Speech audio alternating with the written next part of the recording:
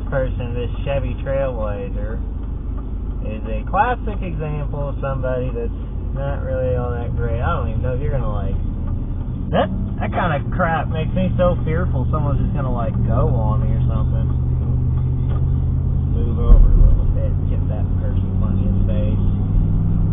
There we go.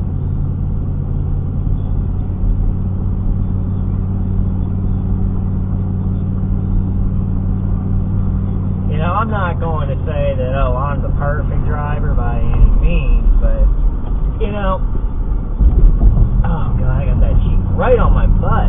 Oh, frick. Jeez. Sorry, UPS truck. Well, so that Jeep right there, first incident now. First incident caught on this dash cam. I was trying to get over. That Jeep was right up my rear.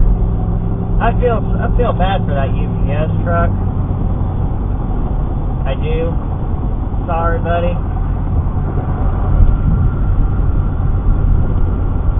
Freaking little